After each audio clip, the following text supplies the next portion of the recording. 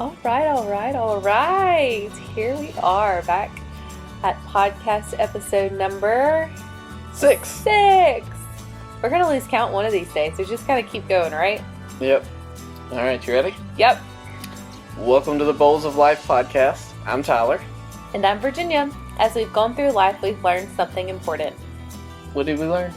Life is messy. Oh, that's right. Life is messy. You know, there are a lot of armchair experts out there who will try to tell you how to make life simple. But it's not, so you won't find any of that here. Instead, you'll find everyday people who have jumped into the mess of life and are making an adventure of it. Yeah, we are.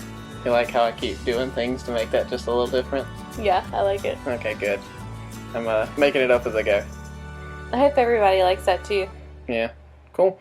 Well, Virginia, something happened this week. Pretty big. Yes. Pretty exciting. How excited are you on a scale to 1 to 73? 73. 73. Okay, really going low then. 73 was the bottom, 1 was the top. I may not have said that at the beginning, but you're now stuck with your answer. Okay. Okay. If there's anything I learned as a health coach, you have to explain your skill because people immediately will be like, what? Which end is good? What? Right.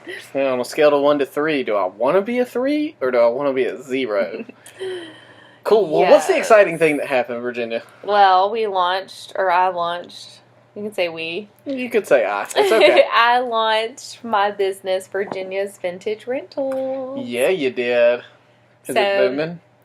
Oh, yeah. I've gotten all the emails and all the bookings. It's like, I can't even keep up. Oh, yeah? With all my customers. No sarcasm. No, but we talked about it like on the first podcast. Yeah, something like that. Early on, before we had even really told a lot of people about it. Or at least kind of announced it to the world. So it was cool it being the real announcement. We have a website, we have social medias, we're ready to take on customers. Yeah, we are. So where can I find this business of yours? You can find us online at virginiasvintagerentals.com, Facebook and Instagram at Virginia's Vintage Rentals. Cool. I love it. All right. Are you ready for rapid fire questions? I didn't tell you that was coming. Yes, I am. Yes. Okay. What's your favorite food? Oh, this is hard because I love lots of foods. Rapid. Let's go. Cheese. What's your favorite car? My Corolla. Okay, cool. No, Subaru. Okay. What's your favorite movie? Harry Potter. Okay. What's your favorite TV show? The Office. Is it really? Yeah. Okay, cool. And what's your favorite thing that your business has to rent out? What's your favorite item? The plates. The dinner plates. Why the dinner plates? Because they're so beautiful and each one is different. And because they're many of them are discontinued, or probably all of them are discontinued, so they're all one of a kind, which is really cool. I say one of a kind, there's more out there like them, but you're not going to go buy that pattern. But I just think I like them all mismatched, so I think they probably bring the most character to the event. Cool. I like it. To the table. Yeah. All right, so we wanted to talk about friendship on this episode because, as we talk about the things that we've learned in life is messy. Friendship is what kind of helps you get through the mess, right? Absolutely. Good friend is always helpful in every situation, really. Yeah, and, as you grow through life, as you become an adult, your friends will change. Yep. Your relationships will vary, and I think that's okay. I think we get sometimes caught up in the fact that we're not BFFs with the people that we grew up with anymore. Sure. Ben Rector has a song, it's Old Friends, and his line in there is no one knows you like old friends. And that's 100% true. Right. There are just some things that friend that you made in your late 20s and your 30s, whatever, they'll just never know about your childhood the way an old friend does. And, there's some sadness to that, absolutely. But on the other side of it, you're making a friend in a new stage of life that you're not hung up on what you used to be, because that can happen sometimes in old friendships. So it's good to have those old friends, but it's also good to make new friends in life as well. Yeah, yeah, and my old friends, I don't know if that, I don't want that to sound like they're old. They're my friends that I grew up with, and even like went to college, we lived together. Like we still have a group chat going, and also have, of course, my new friends I've met now that I live in Pearl, friends that we've developed here. And it's just kind of cool, like the difference in like how they know me, how my old friends know me, and then how my new friends know me. Like I'm the same person. I don't want it to sound like I've really changed that much over the years. I mean, I have. But you have, yeah. Yeah, I have. And you go through different seasons of life. Like my new friends now know me more as a mother than my old friends do. Like being a mother to them is weird. But isn't that weird? I just thought about that. Like to my old friends, me being a mom, because I was the first mom of the group, like it's weird. But like with my new friends, I hate saying it like that, like they're supposed to be separated. But with my new friends, it's like, well, that's just who you are. Or like they were already mothers, and so I was like following along with them. Right.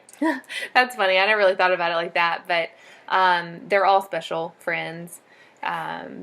That's the peacemaker in my wife, concerned about you guys. Listen, she loves both of you very, very much, guys, equally in different ways.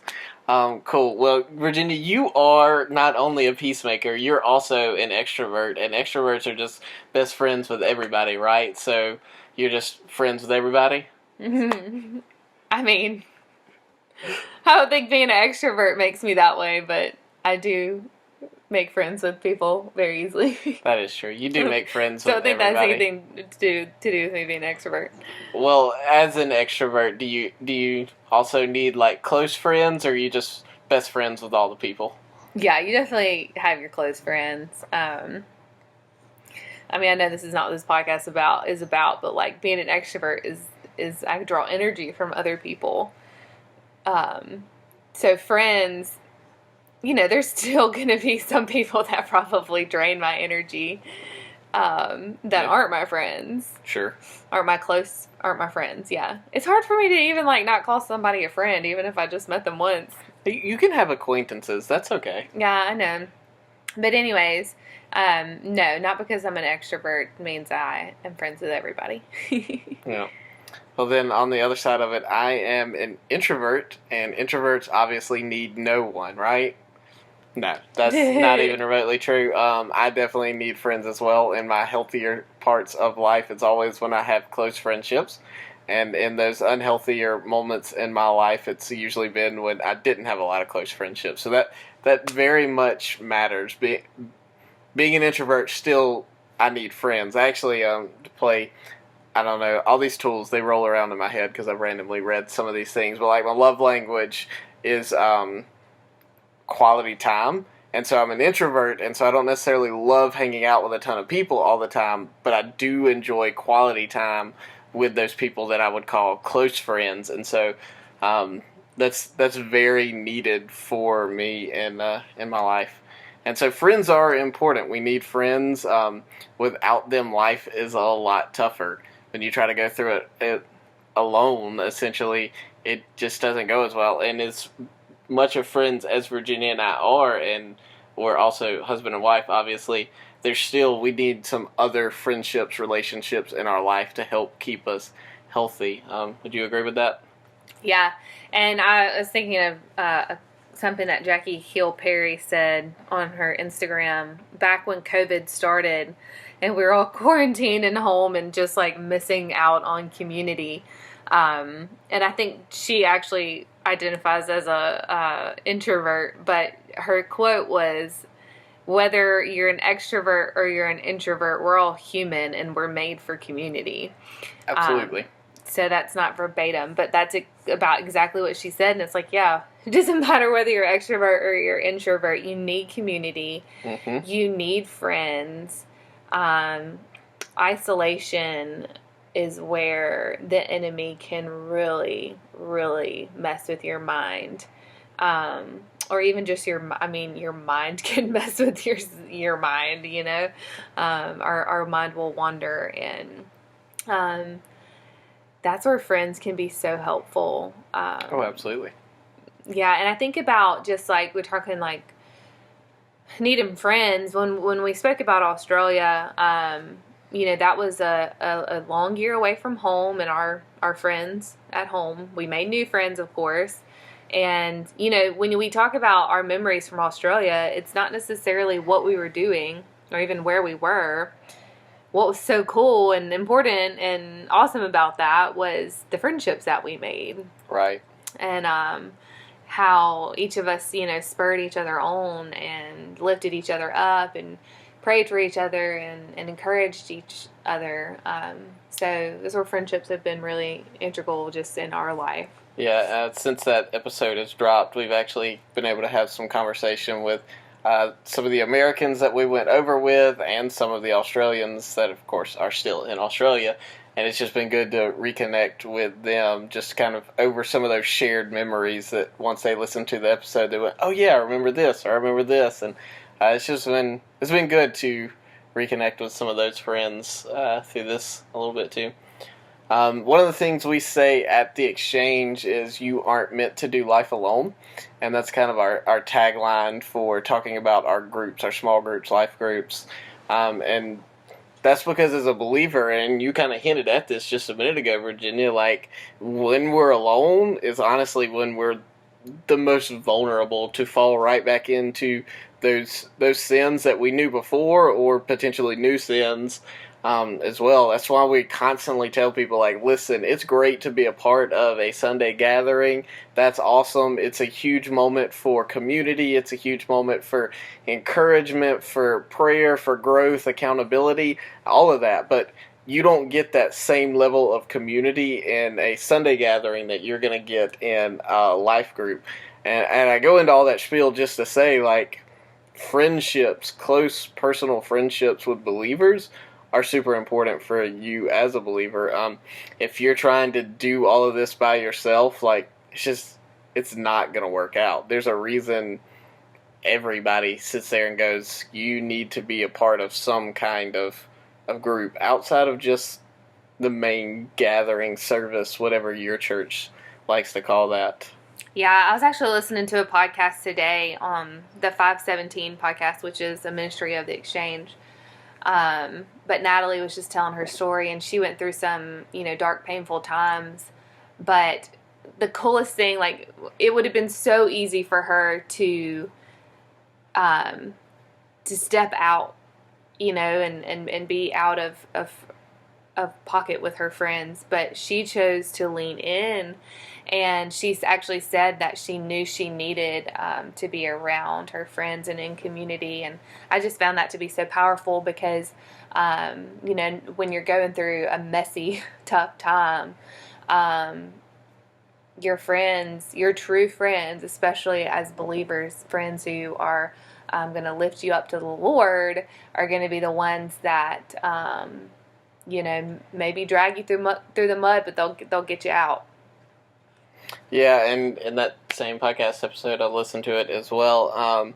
She also did say there was a season where she kind of needed a little bit of silence from some things, but overall, as she kind of leaned into that silence, it sounded like what I understood her to say was she might have spent too much time in the silence, and as she sat there for a while, some of those negative thoughts kind of started to rechurn in her mind a little bit, where yes, we absolutely need some moments of silence of, okay, I need to breathe. But if we sit in those spots too long, we'll find ourselves just falling right back into those same kind of negative thoughts like that we've had before. Yeah, I can speak as an extrovert, since we brought that up. I am a person who's, during this whole quarantine coronavirus thing, has kind of struggled a little bit, especially when we really couldn't, see each other. But even just week to week, not having as much contact with friends, or I just want to say not just necessarily friends, but other humans. Yep.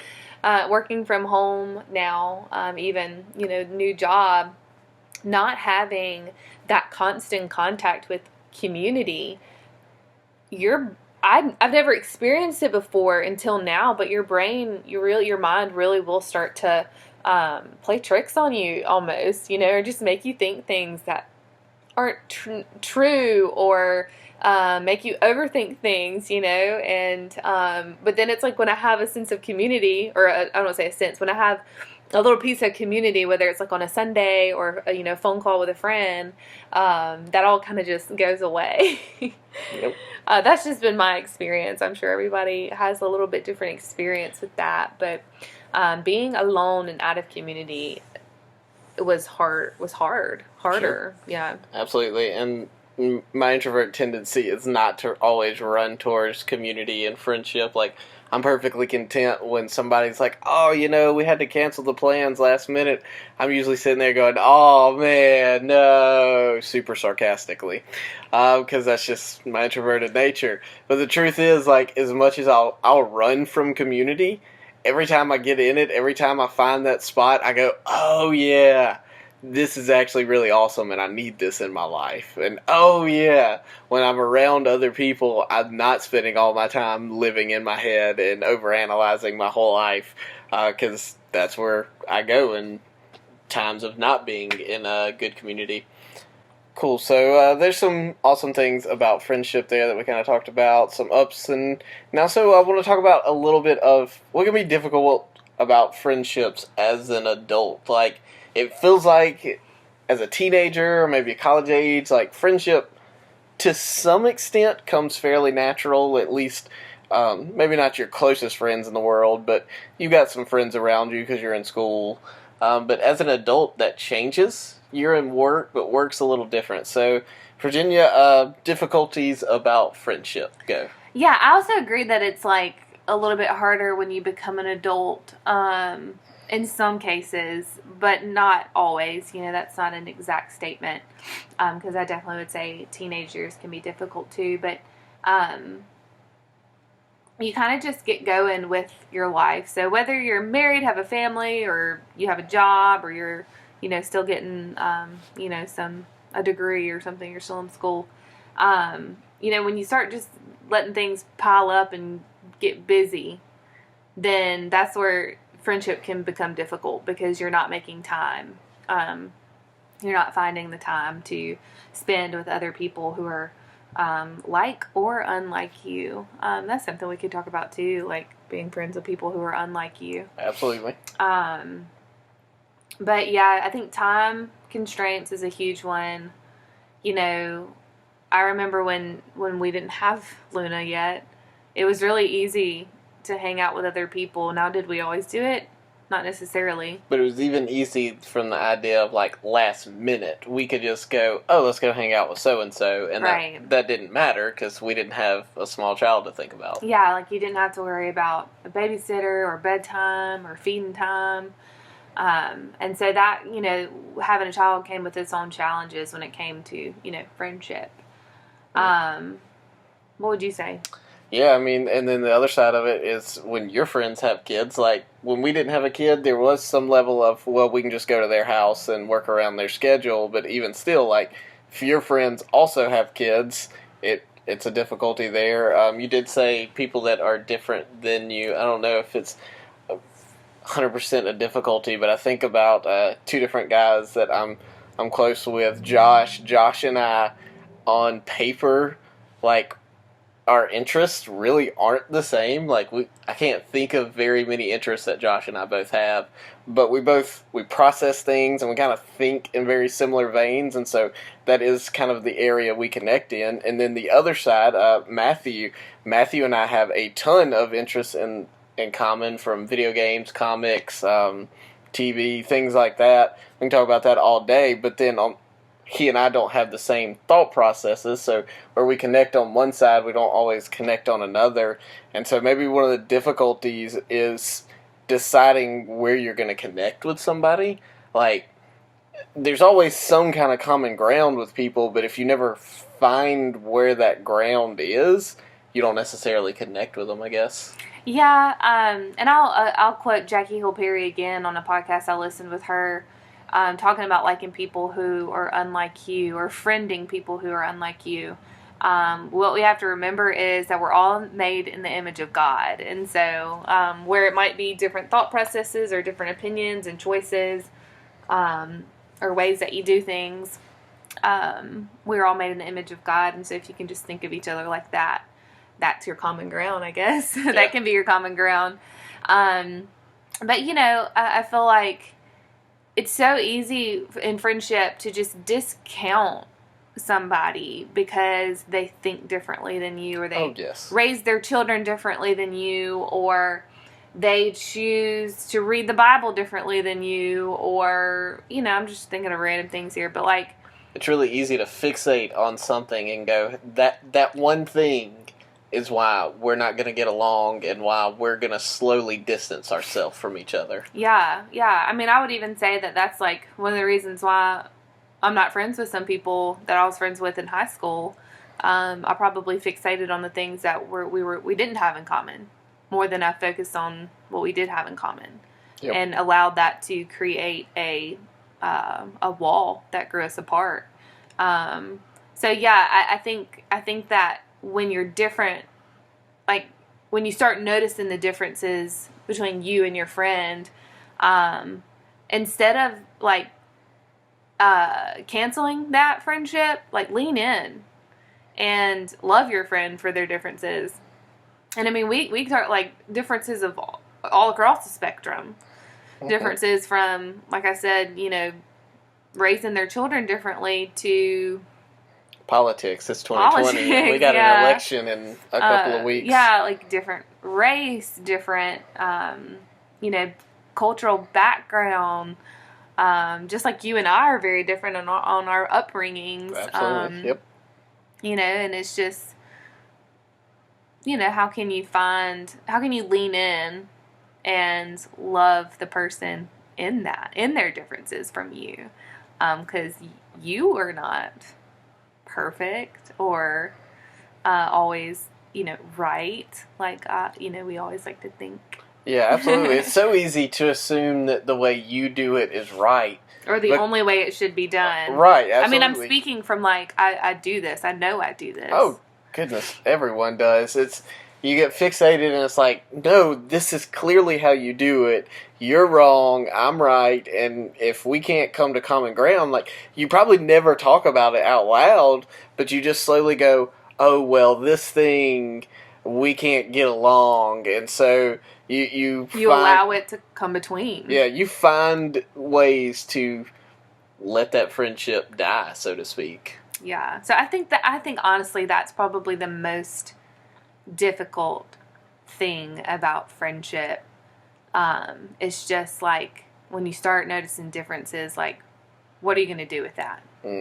Are you going to lean in or are you going to tap out? But my recommendation is to lean in, because I think what we realize, or what I've realized, is relationships are kind of meant to be hard in a way. Like, you're supposed to work through things because you'll come out stronger on the other side as well. Because if you just gave up at the first, like, mishap, or you said something that offended me or insulted me, like, why should I give up my whole friendship because of that one thing, rather than working through it and being stronger on the other side of it? Yep, for sure. Like, I think about one of my friends whose name is also Tyler. It'd be really easy for he and I to have grown apart over the past few years. We met in college, we stayed friends, were roommates, all that. And then eventually I moved away from where he was living. Then we moved to Australia. Then we moved back, but wasn't really close to where he was. Then he moved to the other side of the U.S. And just all these other reasons why we totally could have grown apart, but we chose to be very intentional, and we find ways to stay connected. Even when I was on the other side of the world and he was on the other side of the U.S. when we got back to the U.S., it's just choosing that this friendship is worth it to you, I think. Yeah, I think just staying intentional with friendships is really important because, again, you could let life pass you by and you're saying, oh, we need to hang out. Oh, we need to hang out. And then 3, 4, 5 months have passed and you haven't hung out with your friends. Yep. Matthew and Morgan, some of our really good friends, they've always been very intentional, I feel like, of hanging out. Like, they've always done a great job of getting together and playing games is one thing we like to do with them. Board games, and mainly just board games, card games. Those are fun. Yep. So that's one way to be intentional. It's just trying to make it happen. And like before we had Luna, we had the extra bedroom for her when we were expecting her. And we actually had a baby, what's it called? Pack and play. I always forget what they're called. And they brought Maggie over and their daughter, who was 2-ish at the time, and she just slept in the pack and play while we play games. Yep. So, I mean, there's sometimes where you just make it work, or you're flexible, and you just got to be intentional. Another thing that, and you can talk about this, just being intentional, like with our podcast with the Jordans, and being on Zoom. Yeah, absolutely. That's a conversation we have all the time. It's, we haven't hung out with the Jordans in months. And we're like, we should hang out with them. And then what do? We do the same thing everybody else does. We never actually plan to make that happen. But we do also have a daughter that goes to bed about 7:30, which just makes that difficult in general. They've got 3 kids, and so that's kind of 3 different bedtimes, kind of at the same. I don't know the exact routine, but anyway, we don't know what you do with your kids. Yeah, but anyway, so they got to get their kids to bed too. So that makes it so hard for us to try and hang out with them. And so when we went, hey, let's do a Zoom thing with them. We'll do this interview through Zoom. That way, both our kids can be in bed. We can do this. And then what we ended up doing was, after an hour-long interview, we chatted for a minute, and I almost, like, in my mind, I was like, we'll chat for a minute, and then we'll throw the deuces, and we'll go to bed. Like, that's how this is going to go. So about 12:30 a.m., a good 4 hours into our Zoom phone call, we finally decided to call it a night because everyone was slowly passing out in this conversation. Right. So that was something, it was actually something we learned. It was like, okay, well, we can't always hang out, and because of coronavirus, we've learned all these new ways to communicate with each other. Yep.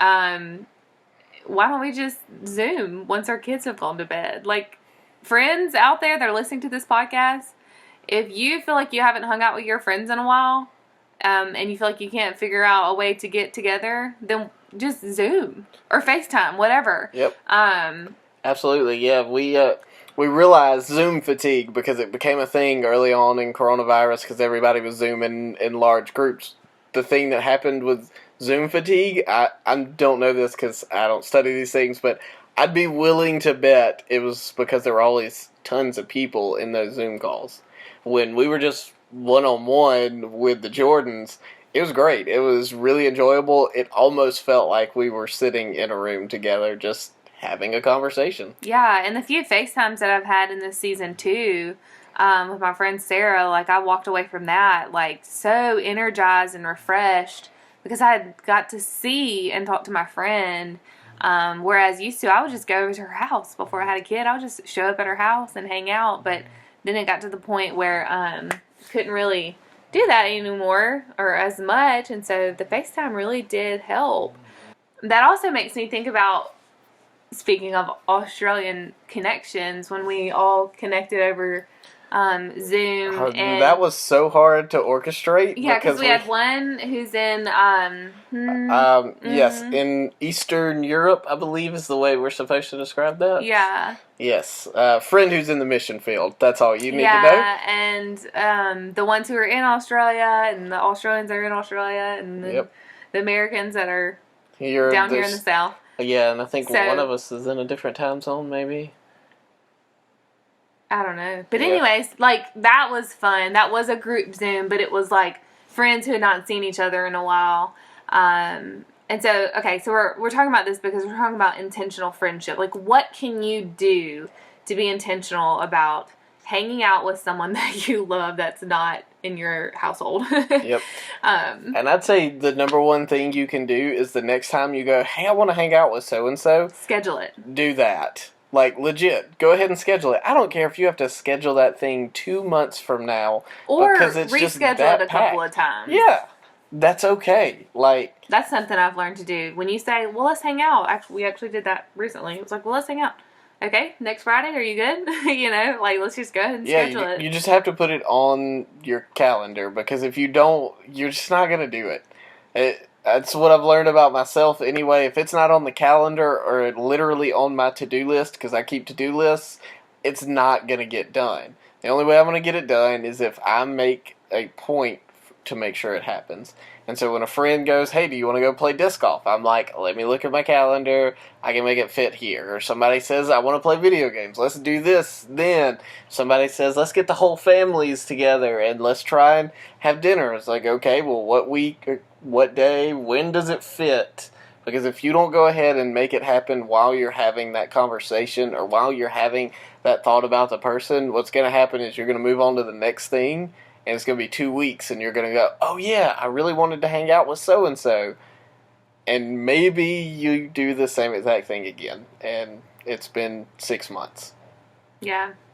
One other thing I'd like to add is with intentional friendships, as believers, I think we need to make sure our conversations and our, relationship should be Christ-centered.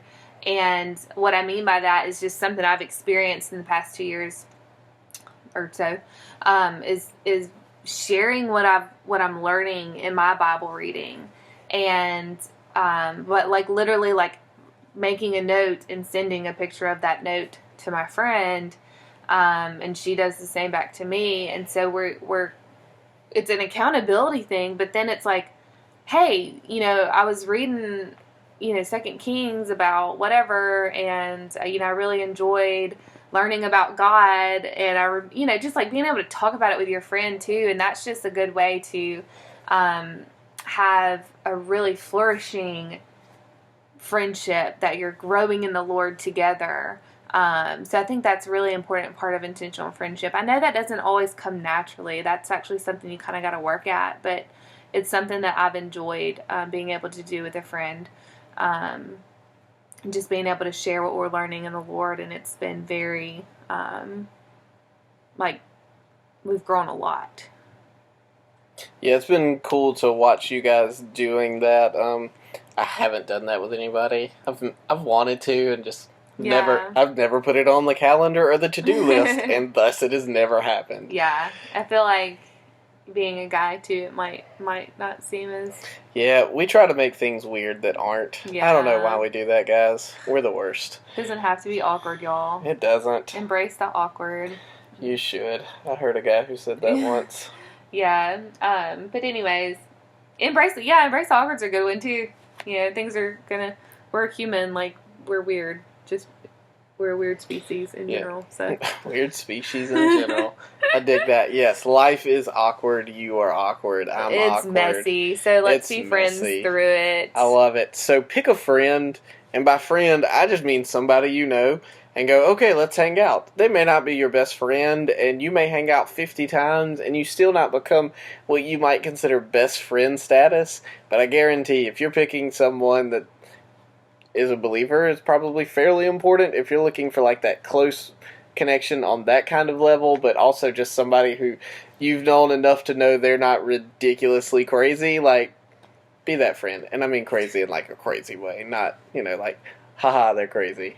Anyway, cool. So pick a friend, hang out with people, and do it regularly. It's good for you. It's healthy for you. You're not meant to do life alone. Now, here's what I need you to do. I need you to click subscribe wherever you're listening to this podcast. Give us a rating. Give us a review. Let us know what you're thinking about what we're doing and whether or not it's good. And hopefully when I say whether or not it's good, just write that it was good. Like, let us know you really enjoy this. We'd appreciate it. We're enjoying hanging out with you guys in this messy journey, and we'll see y'all again soon.